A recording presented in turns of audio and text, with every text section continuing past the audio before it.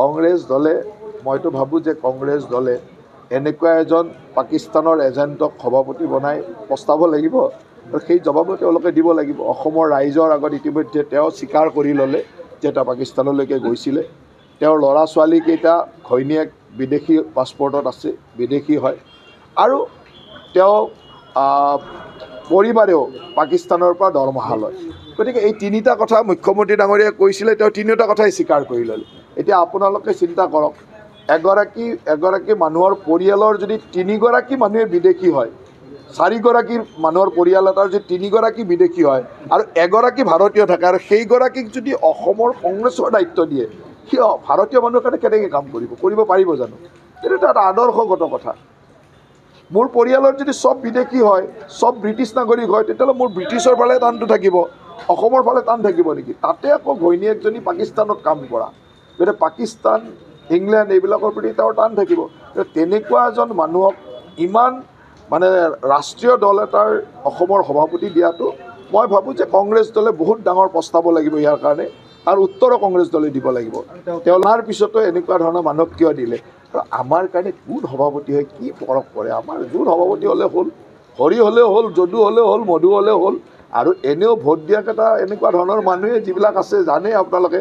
এতিয়া 80% কোন মানুহে তেওঁ শুভেচ্ছা দিছে, তথ্যই আপোনালোকে দেখুৱাই আছে, আপোনালোকেতো দেখুৱাইছে যে 80% ক'ত উৎসাহ হৈছে। আমাৰ জেগাবিলাকতো উৎসাহ হোৱা নাই। উৎসাহ ক'ত হৈছে? উৎসাহ য'ত হৈছে সেইবিলাক জেগাৰ মানুহে এনেও আমাক ভোট নিদিয়ে, তেওঁলোকে য'ত দিয়ে দিব, আৰু যোন সভাপতি হ'লেও দিব, আমাৰনো কি আহে? আপোনালোকে সেই গৌৰৱ গগৈক ইমান ডাঙৰ মানুহ বুলি ভাবোঁ, আমিতো তেওঁ কাগজৰ বাঘ বুলি ভাবোঁ।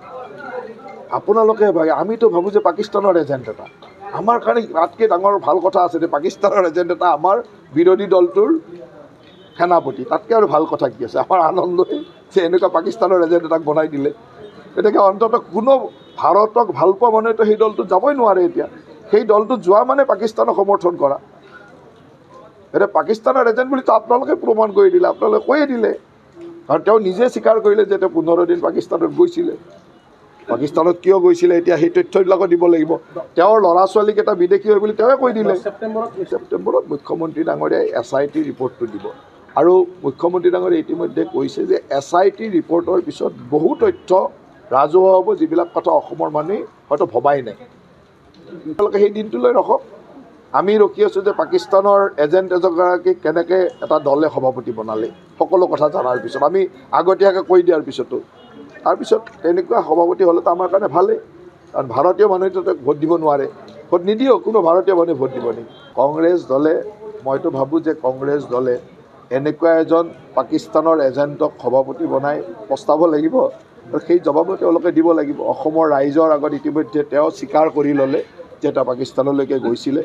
তেওঁৰ ল'ৰা ছোৱালীকেইটা ঘৈণীয়েক বিদেশী পাছপৰ্টত আছে, বিদেশী হয়, আৰু তেওঁ পৰিবাৰেও পাকিস্তানৰ পৰা দৰমহা লয়।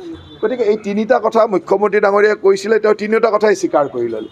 এতিয়া আপোনালোকে চিন্তা কৰক, এগৰাকী মানুহৰ পৰিয়ালৰ যদি তিনিগৰাকী মানুহে বিদেশী হয়, চাৰিগৰাকী মানুহৰ পৰিয়াল এটাৰ যদি তিনিগৰাকী বিদেশী হয়, আৰু এগৰাকী ভাৰতীয় থাকে, আৰু সেইগৰাকীক যদি অসমৰ কংগ্ৰেছৰ দায়িত্ব দিয়ে, সি ভাৰতীয় মানুহৰ কাৰণে কেনেকৈ কাম কৰিব পাৰিব জানো?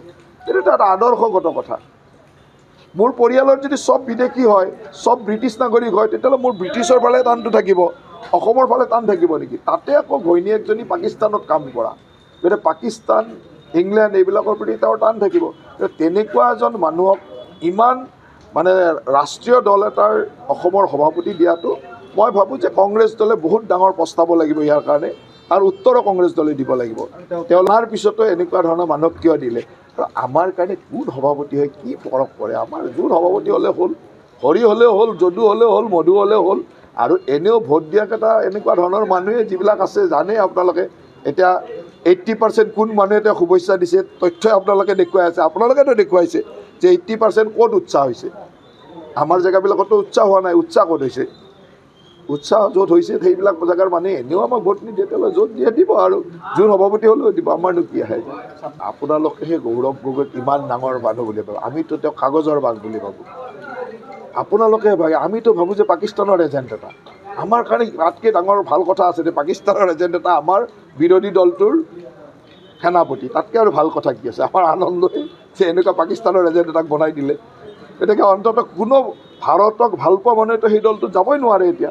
সেই দলটোত যোৱা মানে পাকিস্তানক সমৰ্থন কৰা। এতিয়া পাকিস্তানৰ এজেণ্ট বুলিতো আপোনালোকে প্ৰমাণ কৰি দিলে, আপোনালোকে কৈয়ে দিলে। কাৰণ তেওঁ নিজে স্বীকাৰ কৰিলে যে তেওঁ 15 দিন পাকিস্তানত গৈছিলে। পাকিস্তানত কিয় গৈছিলে এতিয়া সেই তথ্যবিলাকো দিব লাগিব। তেওঁৰ ল'ৰা ছোৱালীকেইটা বিদেশী হয় বুলি তেওঁৱে কৈ দিলে। ছেপ্টেম্বৰত মুখ্যমন্ত্ৰী ডাঙৰীয়াই SIT ৰিপৰ্টটো দিব। আৰু মুখ্যমন্ত্ৰী ডাঙৰীয়াই ইতিমধ্যে কৈছে যে SIT ৰিপৰ্টৰ পিছত বহু তথ্য ৰাজহুৱা হ'ব, যিবিলাক কথা অসমৰ মানুহে হয়তো ভবাই নাই। তেওঁলোকে সেই দিনটোলৈ ৰখক। আমি ৰখি আছোঁ যে পাকিস্তানৰ এজেণ্ট এজনগৰাকীক কেনেকৈ এটা দলে সভাপতি বনালে, সকলো কথা জনাৰ পিছত, আমি আগতীয়াকৈ কৈ দিয়াৰ পিছতো। তাৰপিছত তেনেকুৱা সভাপতি হ'লেতো আমাৰ কাৰণে ভালেই। কাৰণ ভাৰতীয় মানুহেতো ভোট দিব নোৱাৰে, ভোট নিদিয়েও, কোনো ভাৰতীয় মানুহে ভোট দিব নেকি?